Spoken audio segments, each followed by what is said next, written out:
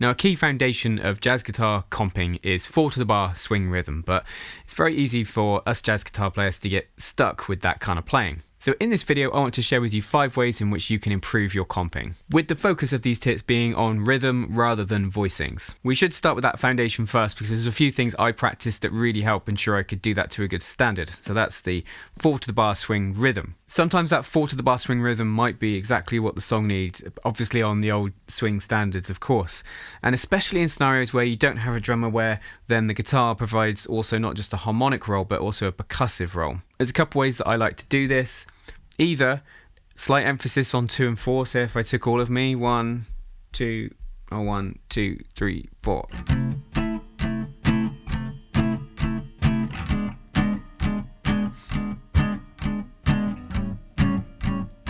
Like that, slight emphasis on 2 and 4 just to emphasize those important beats. The other way might be to have no particular emphasis, so it's more like this. So a 1, 2, a 1, 2, 3, 4.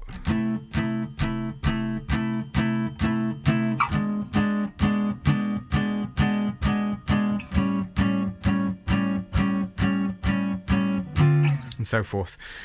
Context will dictate what I use, the speed of the song and the feel. And the key thing there in the left hand is after each drum is that releasing of the fingers. Look, what we call damping. So going, release the left hand fingers, you see.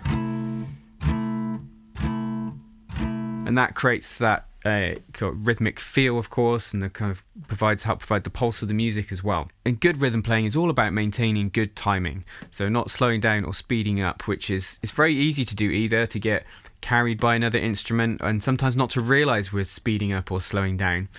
Particularly, playing with others, you might get very excited and speed up, or the opposite might happen and things slow down. And it's something we want to try to avoid if possible, but we are not metronomes, but practicing with them is one way you can improve the consistency of your timing. So you could play to a metronome with all 4 clicks ringing, like 1, 2, a 1, 2, 3, 4.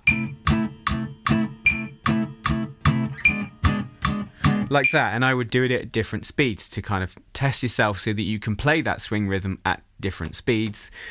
The classic way to practice it, and I'm using this free metronome app called Tempo, no affiliation, just one I like.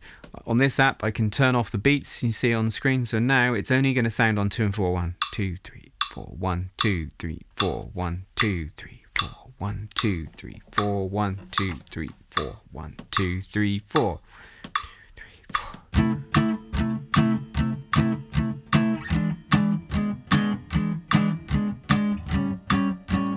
And then that's providing those 2 beats that sometimes I like to emphasize and is often the case. And that emphasis on 2 and 4 is not gigantic, it's not massive, but it's subtle and helps provide the swing feel. So I spent a lot of time practicing that kind of rhythm to a metronome. That is kind of very just straight ahead jazz rhythm guitar, but you need to be able to do it and you need to be comfortable at different speeds, and as I said, try and remain in time. Other useful things to do are to play along with recordings. That can be a bit more interesting than the metronome. And of course, where really the learning takes place is trying to do this with other people. The second thing I'd like to talk about is stops. Now, this is often done on beat 1, where you'll play a chord on beat 1, 1, 2, 3, 4, 1, and then stop straight after so 2, 3, and 4 are silent. And this might be done at a lead break. Say, think of, the lead break on Night in Tunisia. It gets to the end of that C section, and then there's an F chord, and then there's like 4-bar lead break.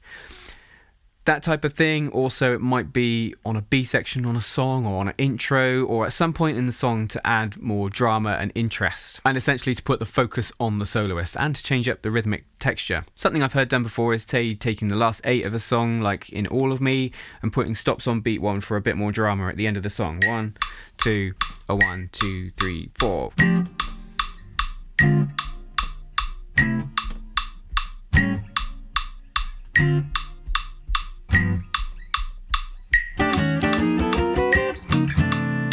That kind of thing. You imagine someone soloing over that. It could maybe be a bit more interesting towards the end, but that type of thing happens, and you want to practice that to a metronome. You could take a standard and just try playing on beat 1.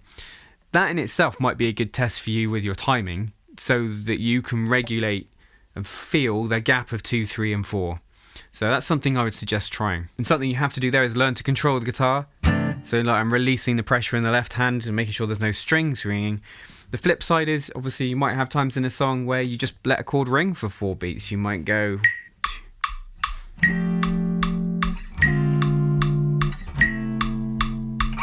and then maybe I pick up. That could be a little intro to all of me, say. So I'm letting the chords sustain, just playing on beat 1, then I picked up in some walking bass. If you're lucky enough to be playing with other people, that's something you could suggest, maybe like a lead break where you stop on beat 1 at the start of someone's solo, or on a section, or on an intro, or on an outro. Something every jazz guitar player wants in their comping kind of vocabulary, if you like, rhythmic vocabulary, is the Charleston rhythm. Now, this is a fantastic rhythm that really does add bounce and great interest, I think, when it's used. Maybe not for the whole duration of a song, maybe just for a section, or sometimes I do it in a song where I'll put a Charleston under the head, and then when it goes to the solos, go into swing rhythm. In the Charleston, we put 2 strums in a bar on beat 1, and then on the and of 2. So like this. 1 and 2 and. Ba, ba. With all of me, opening 2 chords.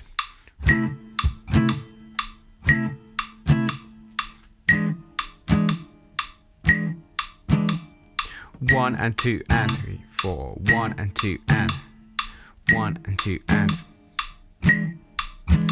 It will sound even better at a faster speed, you know. That's where the bounce comes in. Now there's lots of cool variations of that, like if you slightly change where they are, put it on the and of 1, the first drum, then the next one on 3, 1, 2, 3, 4, 1 and 2, 3, 4, 1 and 2, 3, 4, 1 and 2, 3. And then naturally you combine those two, so you have a 2-bar rhythmic phrase like this: 1, 2, 1, 2, 3, 4, 1 and 2.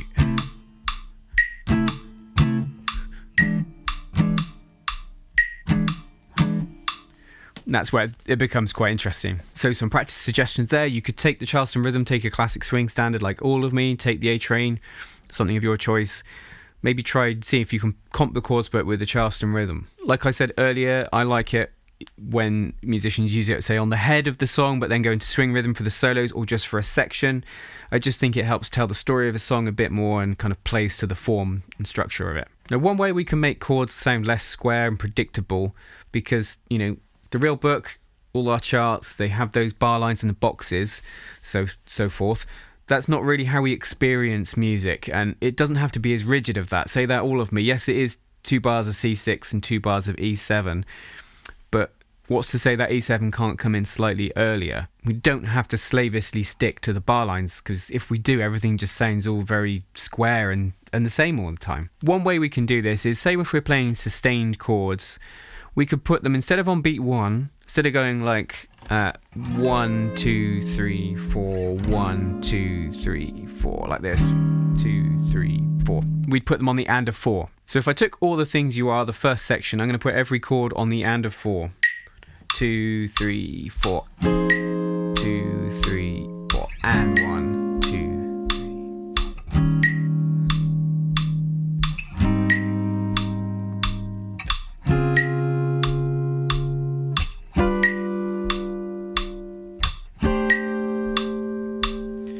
Hopefully you can hear there, that gives it a sense of forward momentum, and it creates a nice little bit of interest leading into the bar. And being able to do something like that, to me, it always comes down to learning to feel it. You've got to learn to feel what it's like to play on the and of 4. With anything rhythmic, in my experience, some learners need to be able to see that musical notation to visualize it and picture it. Others need to be able to hear it and then replicate it. Some might need to get into the detail of how to count it, and others might just copy the sound of what they're hearing. Just do what works for you. Where we want to get to with this is where you can fluently combine different rhythms. So you can combine, you know, quarter notes, eighth notes, 16th notes, and dotted notes and so forth to create rhythms which suit the comping context. Say you might do this rhythm. So I've got a few here I've written down. 1, 2, 3, 4.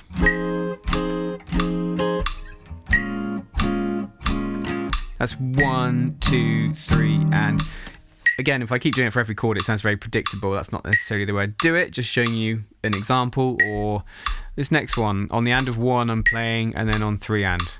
So 1 and 2, 3 and 4.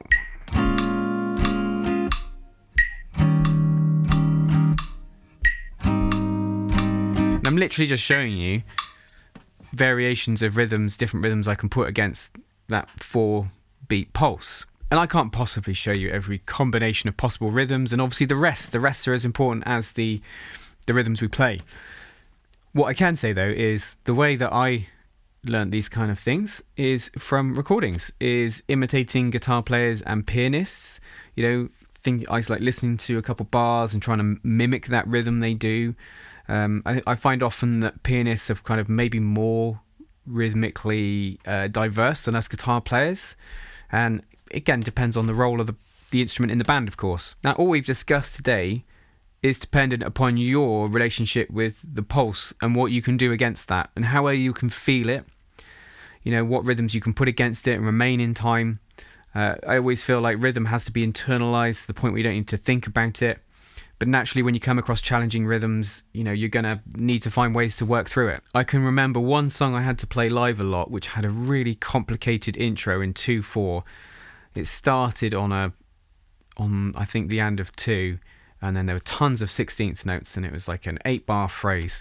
And I had to have the rhythmic notation of what the other players were playing just at my feet initially, just to kind of go, just to follow it and go, that's where I'm coming in. Eventually I could learn to feel it, but these things sometimes take time, and you've got to find ways which work for you. But rhythm is so important. It's obviously imperative to everything we do, whether that's comping or playing melodies or playing lead. And I just want to bring to your attention something that can help with this, that I put together new for 2025 on Patreon, is a levels 1 to 3 comping study for the standard of the month. So each month I will post a comping study which is on different levels, 1 being obviously the easiest and 3 being the hardest, to show you different ways to level up your comping. So far this year I've done that for All the Things You Are and Blue Monk, and I'll continue to do that. That is on the standard essential tier, so that's the second tier. That gives you access to my chord lesson on the standard of the month, chord melody, the comping study, and also melody 1, 2, 3.